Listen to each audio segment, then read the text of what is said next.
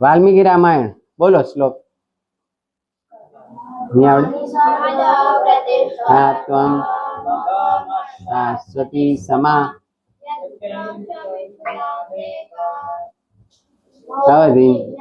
મોહિતમ. શાબાશ.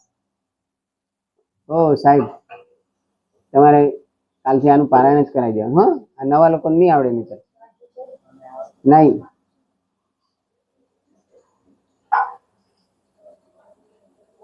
શ્લોક ક્રમાંક 79. તત સુગ્રીવ સહિતો ગત્વા તીરમ મહોદધેઃ સમુદ્રમ ક્ષોભયામાસ શરૈરાદિત્ય સૈનભિઃ. તતઃ બોલો. તતઃ એટલે શું? યસ, આવડી ગયો જયવર્ષી. તત એટલે પછી. ધ્યાન રાખો, તત એટલે પછી. પછી શું થયું? સુગ્રીવ સહિત, સુગ્રીવની સાથે. ગત્વા, ગત્વા ભૂલી ગયા.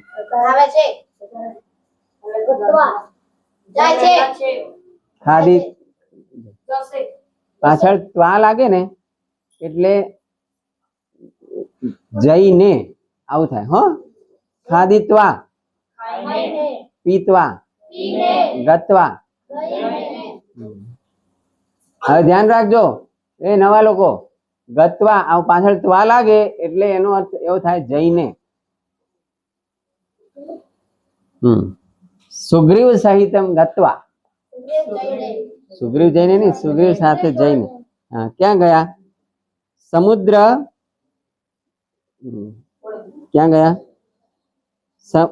તીરમ મહોદધે. મહોદધિ એટલે સમુદ્ર. તીરમ, તીર એટલે તીર એટલે વાણ. બરાબર. સંસ્કૃત ભાષામાં તીર એટલે કિનારો. સમુદ્રનો કિનારો હોય ને તીર કહેવાય. નદીનો કિનારો હોય એને પણ તીર જ કહેવાય. નદી તીરેથી લંગરોનું છોડવું રહી ગયું. ભાવગીત છે ને, નહીં સાંભળ્યું? વાવણી વીતી ગઈ ને વાવવાનું રહી ગયું. રાત આખી વાણમાં હલે સુમાર તારયા. નદી તીરેથી લંગરોનું છોડવું રહી ગયું. આખી રાત વાણમાં હલે સમાર્યા હોડીમાં. બરાબર. નદી તીરેથી લંગરોનું છોડવું રહી ગયું. લંગર ના છોડ્યું હોય. લંગર ખબર છે? કેટલા જણને ખબર છે લંગર? હાથું છે. 1 2 3 4 6 7. હા, અર્જુન બોલ, લંગર એટલે શું?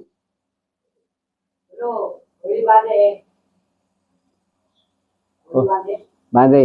કેવું હોય?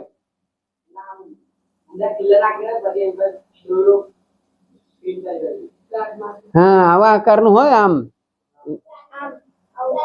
હા, આમ ઊંધા કાંટા હોય ના, અને એ આખે આખું સાંકળથી બાંધેલું હોય. પછી જયારે વહાણ હોય એને જયારે લાંગરવાનું હોય ને બહાર કિનારા પર, ત્યારે સમજો પવન તો બધા ચાલુ હોય અને પાણી આમ આગુ પાછું થતું હોય, ભરતી ઓટ આવતી હોય, તો વહાણ તો આગુ પાછું થયા કરે કે ના કરે? તો એને વહાણને સ્થિર એક જગ્યા પર રાખવા માટે લંગર નાખવું પડે. શેમાં જોયું તું? ક્યાં ગયા તેમ કે? એવું? હા, એટલે બહુ મોટું હોય ને, અને મોટી સ્ટીમર હોય ને, બહુ મોટા જહાજ, એનું તો બહુ મોટું લંગર હોય. કારણ કે ના પછી ઉપરથી નાખે ને સાંકળ સાથે. હા, વિડીયોમાં જોયું હશે એમ. ગયા કામ છે. પાછું કેમ ખેંચવાનું? નહીં, પછી એનું પછી મોટરથી તાકાત કરીને પાછું કાઢવું પડે. કારણ કે ઉપરથી નાખે ને એટલે નીચું અંદર સીધું તળિયામાં જે માટી કાદો હોય એમાં ખૂંપી જાય. ખૂંપી જાય એટલે પછી એને ધીમે રહીને મોટરથી તાકાત કરીને કાઢે.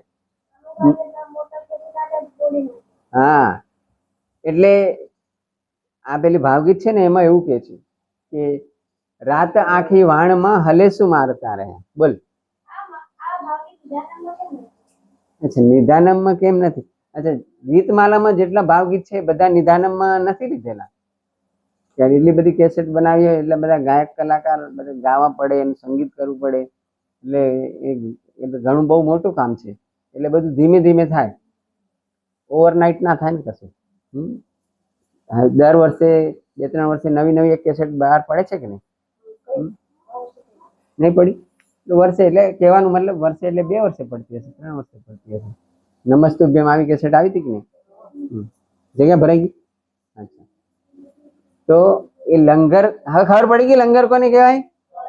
રાત આખી વાણમાં હલેસું મારતા રહ્યા, નદી તીરેથી લંગરોનું છોડવું રહી ગયું.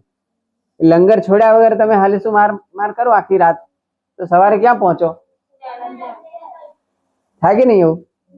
એટલે ધ્યાન રાખવાનું. સમુદ્રના તીરે જઈ અને રામે ઉભા રહ્યા, અને એને એમ લાગ્યું હવે મારે તો લંકામાં જવું છે, વચ્ચે તો આખો સમુદ્ર પડ્યો છે. તો રામને એમ લાગ્યું કે મને સામે જવું છે તો કરવાનું શું? તો આમ ભાથામાંથી તીર કાઢ્યું અને કે હું આને સૂકવી નાખું, બધા જઈને ચાલીને જઈ શકે ને એમ.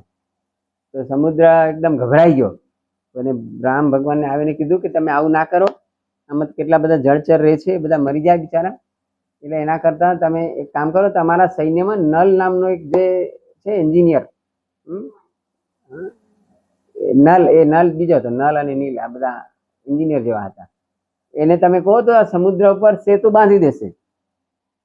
એટલે રામ ભગવાને કીધું ચાલો ઓકે. તો પછી તો બધાને ખબર છે ને, બધા વાનરો ભેગા થઈને સેતુ બાંધ્યો. પછી આગળ શું થયું એ આપણે આવતીકાલે જોશું. ઇતિ.